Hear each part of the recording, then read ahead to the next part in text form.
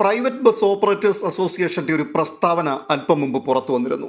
മുഖ്യമന്ത്രി ആരായിരിക്കും എന്നുള്ള ചർച്ചകൾക്കും കാത്തിരിപ്പിനും നടുവിൽ ആ പ്രസ്താവന കാര്യമായി ചർച്ച ചെയ്യപ്പെട്ടില്ല എന്നുള്ളത് ഒരു യാഥാർത്ഥ്യമാണ്. എന്നിരുന്നാൽ തന്നെയും അത് കണ്ടില്ല എന്ന് നടിക്കുവാൻ കഴിയുന്നൊരു വിഷയമല്ല. പ്രശ്നം എന്താണെന്ന് ചോദിച്ചു കഴിഞ്ഞാൽ KSRTCയിൽ സ്ത്രീകൾക്ക് സൗജന്യ യാത്ര അനുവദിക്കുക വഴി സ്വകാര്യ ബസ് വ്യവസായം തകരുകയും ആയിരക്കണക്കിന് തൊഴിലാളികളും അതുകൊണ്ട് ജീവിക്കുന്നവരും നിരാലംബരാകുകയും ചെയ്യും.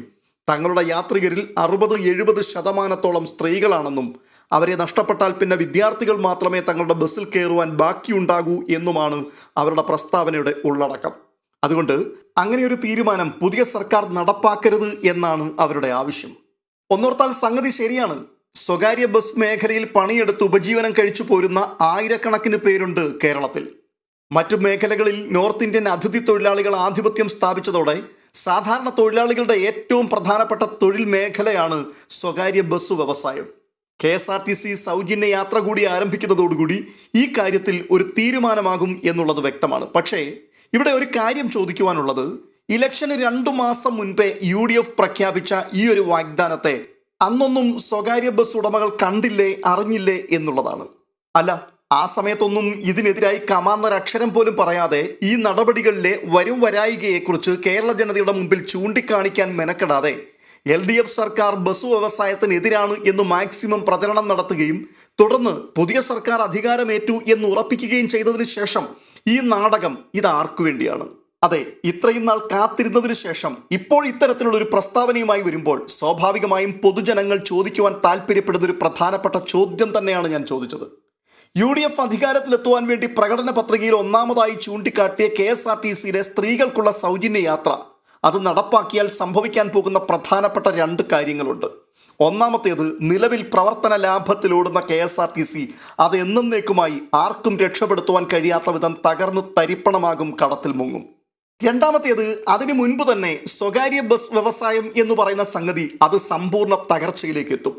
അങ്ങനെ ഒരു സാഹചര്യം സംജാതമാകുമ്പോൾ അപ്രായോഗികമായ ഈ സൗജന്യ യാത്രാ വാഗ്ദാനത്തെ ബസ് ഉടമകളുടെയും തൊഴിലാളികളുടെയും നിരന്തര സമരവും സമ്മർദ്ദത്തിൻ്റെയും പേര് പറഞ്ഞ് നൈസായി നടപ്പാക്കാതിരിക്കാൻ UDFന് ശ്രമിക്കുകയും ചെയ്യാം.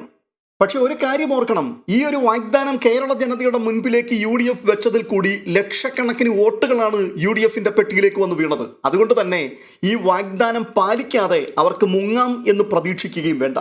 UDF ഈ പ്രകടന പത്രിക ഇറക്കിയപ്പോൾ അന്ന് പ്രതികരിക്കാതിരുന്ന പ്രൈവറ്റ് ബസ് ഓണേഴ്സ് വർക്കേഴ്സ് അസോസിയേഷന്റെ ഇപ്പോഴുള്ള ഈ നീക്കത്തിന്റെ പിൻപിൽ UDF തന്നെയാണ് എന്നാണ് വലിയൊരു കൂട്ടം ജനങ്ങൾ കണക്കാക്കുന്നത്.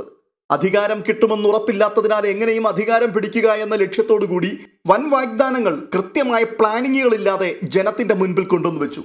വരുന്നിടത്ത് വെച്ച് കാണാം എന്നുള്ള കാഴ്ചപ്പാടോടുകൂടി തന്നെയായിരുന്നു ഈ പ്രഖ്യാപനങ്ങൾ നടത്തിയത് എന്നുള്ളത് വ്യക്തമാണ്. KSRTCയിലെ സ്ത്രീകൾക്കുള്ള സൗജന്യ യാത്ര മാത്രമല്ല, 3000 രൂപ ക്ഷേമ പെൻഷൻ, 25 ലക്ഷത്തിന്റെ ഇൻഷുറൻസ്, ഹൈസ്പീഡ് റെയിൽ, കിഫ്ബി പൂട്ടിക്കെട്ടൽ, കോൺഗ്രസിന്റെ വക വീട്, ആശാപ്രവർത്തകർക്ക് ഇരട്ടിക്കുമേൽ ശമ്പളം, അങ്ങനെ വാഗ്ദാനങ്ങളുടെ പെരുമഴ തന്നെയാണ് ഇന്ദിരാ ഗ്യാരണ്ടിയിൽ കൂടി പുറത്തു വന്നിരിക്കുന്നത്. പക്ഷേ സ്ഥിതിഗതികൾ ആകെ മാറി മറിഞ്ഞിരിക്കുകയാണ്. പശ്ചിമേഷ്യൻ യുദ്ധമുണ്ടാക്കിയ അലയൊലികൾ അത് നിസ്സാരമൊന്നുമല്ല, അത് കാര്യമായി നമ്മെ ബാധിച്ചു തുടങ്ങിയിരിക്കുകയാണ്. അത് വ്യക്തമായി തിരിച്ചറിഞ്ഞുകൊണ്ട് തന്നെ കഴിഞ്ഞ ദിവസം പ്രധാനമന്ത്രി ഇറക്കിയിരിക്കുന്ന പ്രസ്താവന, ലോക്ക്ഡൗൺ കാലഘട്ടത്തിൽ ഏതൊക്കെ തരത്തിലാണോ നമ്മൾ അഡ്ജസ്റ്റ്മെന്റുകൾക്ക് വിധേയരാകുവാൻ തയ്യാറായത് അത്തരത്തിലുള്ളൊരു ജീവിതത്തിലേക്ക് മടങ്ങിപ്പോകണം, വർക്ക് ഫ്രം ഹോം ഉൾപ്പെടെ നിങ്ങൾ നിങ്ങളുടെ ജീവിതത്തിലേക്ക് മടക്കിക്കൊണ്ടുവരണം എന്നാണ് പ്രധാനമന്ത്രി ഇപ്പോൾ രാജ്യത്താകമാനമുള്ള ജനങ്ങളോട് പറഞ്ഞിരിക്കുന്നത്. എന്നുവെച്ചാൽ വരുവാൻ പോകുന്ന നാളുകൾ ആശങ്കയുടെയും ഉത്കണ്ഠയുടെയും ഒക്കെ കാലഘട്ടമായിരിക്കും. സാമ്പത്തികമായി വലിയ തകർച്ചയിലേക്ക് രാജ്യം പോയിക്കൊണ്ടിരിക്കുന്ന സമയമാണ്. അങ്ങനെയുള്ളപ്പോൾ നടപ്പിലാക്കുവാൻ കഴിയാത്ത വാഗ്ദാനങ്ങൾ നൽകി ജനത്തെ കബളിപ്പിച്ച് അവരുടെ വോട്ട് കീശയിലാക്കിയ കോൺഗ്രസിനെ രക്ഷിക്കുവാൻ വേണ്ടി സാക്ഷാൽ കനകോലു ഒന്നുകൂടി രംഗത്ത് വരേണ്ടതായി വരും. അതുകൊണ്ട് തന്നെയാണ് ഇതിനു മുൻപ് മിണ്ടാതിരുന്ന ബസ് ഉടമകൾ ഇപ്പോൾ വമ്പൻ പ്രസ്താവനയുമായിട്ട് രംഗത്തെത്തിയിരിക്കുന്നത്. എന്നുവെച്ചാൽ തിരഞ്ഞെടുപ്പിന് ശേഷം നിങ്ങൾ പ്രശ്നമുണ്ടാക്കിക്കോ, ഞങ്ങൾ നിങ്ങൾക്കൊപ്പം നിൽക്കും എന്നുള്ള UDFന്റെ ഉറപ്പ്. അവസാനത്തെ UDF സർക്കാർ ഇറങ്ങിപ്പോകുന്ന സമയത്ത് 615 കോടി രൂപയായിരുന്നു KSRTCയുടെ പ്രതിവർഷ നഷ്ടം. ആകെയുള്ള 73 ഡിപ്പോകൾ, ആ 73 ഡിപ്പോകളും വമ്പൻ നഷ്ടത്തിലായിരുന്നു. അതുകൊണ്ട് തന്നെ നഷ്ടം നികത്തുവാൻ വർഷാവർഷം കോടിക്കണക്കിന് രൂപ ജനങ്ങളുടെ നികുതി പണത്തിൽ നിന്ന് തന്നെ കണ്ടെത്തേണ്ടി വന്നു. പൊട്ടിപ്പൊളിഞ്ഞ വൃത്തിഹീനമായ ബസ്സുകൾ മാത്രം റോഡിലിറങ്ങിയ ആ കാലം അത് നമുക്ക് മറക്കാൻ കഴിയുന്നതല്ല. അന്നത്തെ ഗതാഗത മന്ത്രി തിരുവഞ്ചൂർ രാധാകൃഷ്ണനായിരുന്നു. എന്നാൽ ഇന്ന് LDF സർക്കാർ ഇറങ്ങിപ്പോകുമ്പോൾ KSRTCയുടെ എല്ലാ ഡിപ്പോകളും ലാഭത്തിലാണ്. കടമെടുക്കാതെ സ്വന്തം വരുമാനത്തിൽ നിന്നാണ് ജീവനക്കാരുടെ സാലറിയും മെയിൻ്റനൻസ് ചിലവും നിർവഹിക്കപ്പെടുന്നത്. മാത്രമല്ല സ്വന്തം വരുമാനത്തിൽ നിന്ന് തന്നെയാണ് മുൻകാലങ്ങളിലുള്ള കടത്തിന്റെ ബാധ്യതയും പതിയെ പതിയെ കുറച്ചു കൊണ്ടുവന്നുകൊണ്ടിരിക്കുന്നത്. 225 കോടിയാണ് ഈ അവധിക്കാല മാസത്തിൽ പോലും KSRTCയുടെ കളക്ഷൻ, അതും സീസൺ അല്ലാതിരുന്നിട്ട് കൂടി. ഇന്ന് നമ്മുടെ നിരത്തുകളിൽ കൂടി KSRTCയുടെ പുത്തൻ വണ്ടികൾ തലങ്ങും വിലങ്ങും ഓടുന്നത് കാണാം. പഴയ വൃത്തികെട്ട വാഹനങ്ങളിൽ ഒന്നുപോലും നമ്മുടെ തെരുവുകളിൽ കാണാനില്ല. ടൂറിസ്റ്റ് പ്ലേസുകളിലേക്കടക്കം വൈവിധ്യമാർന്ന ബസ്സിന്റെ സർവീസുകളാണ് ഇപ്പോൾ നടന്നുകൊണ്ടിരിക്കുന്നത്. ഇക്കാലയളവിൽ KSRTC നടത്തിയ മിക്ക പരീക്ഷണങ്ങളും വിജയം കണ്ടു എന്നുള്ളതാണ്. KSRTCയുടെ ചരിത്രത്തിലെ ഏറ്റവും മികച്ച കാലമെന്ന ഖ്യാതിയോടുകൂടിയാണ് LDF ഇപ്പോൾ പടിയിറങ്ങിപ്പോകുന്നത്. എന്നിട്ടും ഒരു കൂട്ടർ പറയുന്നത് ഈ സർക്കാരിനെ കൊണ്ട് മടുത്തു, ഇനിയൊരു മാറ്റം ആവശ്യമാണ്, അതുകൊണ്ട് മാറ്റത്തിന് വേണ്ടി ജനങ്ങൾ പിണറായി സർക്കാരിനെ പടിയിറക്കി. അപ്പോൾ ഇനി വരുവാൻ പോകുന്ന മാറ്റങ്ങൾ അത് ജനങ്ങൾ കണ്ടറിയട്ടെ അല്ലെങ്കിൽ കൊണ്ടറിയട്ടെ എന്നുള്ളത് മാത്രമേ പറയുവാൻ കഴിയുകയുള്ളൂ. KSRTC എന്ന ഈ പ്രസ്ഥാനം വരുന്ന 5 കൊല്ലക്കാലം നിലനിൽക്കണം എന്ന പ്രാർത്ഥനയാണ് ഇപ്പോഴുള്ളത്. ഈ തെരഞ്ഞെടുപ്പ് വാഗ്ദാനം അല്ലെങ്കിൽ സ്ത്രീകൾക്കുള്ള ഈ സൗജന്യ യാത്ര അത് കേരളത്തിൽ നടപ്പാക്കില്ല എന്നുള്ളത് നമ്മളെക്കാൾ വ്യക്തമായിട്ട് അറിയാവുന്നത് ഇവിടുത്തെ സ്വകാര്യ ബസ് ഉടമകൾക്ക് തന്നെയാണ്. ജനങ്ങളുടെ കണ്ണിൽ പൊടിയിടുവാൻ വേണ്ടി മാത്രം അടിച്ചുവിട്ടൊരു വമ്പൻ ഡയലോഗായിരുന്നു അത് എന്ന് അവർക്ക് നന്നായി അറിയാവുന്നത് കൊണ്ട് മാത്രമാണ് ആ പ്രസ്താവനയെ അവർ കണ്ടില്ല എന്ന് നടിച്ചതും അതിനെതിരായി അന്നവർ ശബ്ദമുയർത്താതിരുന്നതും. ഇനിയിപ്പോൾ പുതിയ സർക്കാർ അധികാരത്തിലേക്ക് വരികയാണ്.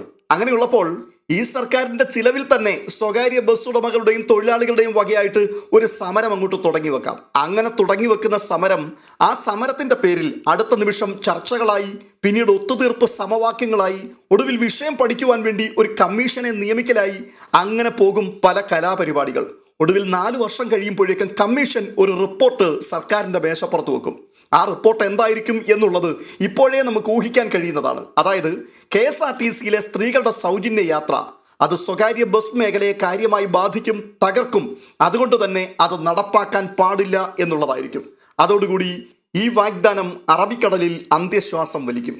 LDF സർക്കാരിന്റെ സൗജന്യങ്ങൾ ആവോളം ആസ്വദിച്ച് ഒടുവിൽ അവരെ പുറത്താക്കിയ ഒരു വലിയ കൂട്ടം സ്ത്രീ വോട്ടർമാർ ഇനിയിപ്പോൾ UDFന്റെ തെരഞ്ഞെടുപ്പ് വാഗ്ദാനമായ KSRTCയുടെ വോൾവോ ബസ്സിൽ സൗജന്യമായി യാത്ര എന്നുള്ള സുന്ദര സുരഭിലമായ ആ സ്വപ്നം സാക്ഷാത്കരിക്കപ്പെടുന്നത് കാണുവാൻ കാത്തിരിക്കുകയാണ്. മെയ് 15 അത് ആരംഭിക്കും എന്നാണ് പലരുടെയും കണക്കുകൂട്ടൽ. എന്നിട്ട് വേണം മുൻപേ പറഞ്ഞതുപോലെ കന്യാകുമാരി മുതൽ അങ്ങ് കാസർഗോഡ് വരെ സൗജന്യമായി ഒന്ന് യാത്ര ചെയ്തിട്ട് ജീവിതത്തിൽ ആദ്യമായി എൻ്റെ കേരളം എത്ര സുന്ദരം എന്ന് ആഹ്ലാദത്തോടെ വിളിച്ചു പറയുവാൻ. പക്ഷേ മെയ് 15 എന്നുള്ളത് പടിവാതുക്കൽ എത്തി നിൽക്കുകയാണ്. ഇവിടെ ഭരിക്കുവാൻ ഇതുവരെയും ഒരു സർക്കാരില്ല, സർക്കാരിനെ നയിക്കുവാൻ ഒരു മുഖ്യമന്ത്രിയെ കണ്ടെത്തുവാനും കഴിയുന്നില്ല. ഇവിടെ മുഖ്യമന്ത്രി ഉണ്ടോ മന്ത്രിസഭയുണ്ടോ എന്നുള്ളത് പ്രശ്നമേ അല്ല. മെയ് 15 KSRTCയിൽ DYFIയും ABVPയും ഒക്കെ കയറി ഇറങ്ങുവാൻ തുടങ്ങും. സ്ത്രീകൾക്ക് ടിക്കറ്റ് ഫ്രീ ആയിട്ട് കിട്ടുന്നില്ല എന്നുണ്ടെങ്കിൽ വണ്ടി മുമ്പോട്ട് പോവില്ല. ചുമ്മാ നുണ പറഞ്ഞ് ജനങ്ങളെ പറ്റിച്ചതിന് ഇവിടെ സമരങ്ങളുടെ മാലപ്പടക്കം അടുത്ത ആഴ്ച ആരംഭിക്കും. UDF ഈ പ്രകടന പത്രികയിൽ പറഞ്ഞിരിക്കുന്ന ഇന്ദിരാ ഗ്യാരണ്ടി സ്വപ്നങ്ങളുണ്ടല്ലോ, ആ സ്വപ്നങ്ങൾ ഉള്ളടക്കം ചെയ്തിരിക്കുന്ന വകുപ്പുകൾ അത് കോൺഗ്രസ് ഏറ്റെടുക്കുമോ എന്നുള്ളതാണ് ഇനി അറിയേണ്ടത്. അതിനുള്ള സാധ്യത കുറവാണ് എന്നാണ് പൊതുവെയുള്ളൊരു വിലയിരുത്തൽ. അമ്മാതിരി വകുപ്പുകളൊക്കെ ഘടകകക്ഷികൾക്ക് കൈമാറും. എന്തായാലും പൊതുഗതാഗതം, വൈദ്യുതി തുടങ്ങിയ നഷ്ടവകുപ്പുകളൊന്നും മലപ്പുറം ലീഗ് ഏറ്റെടുക്കാൻ സാധ്യതയില്ല.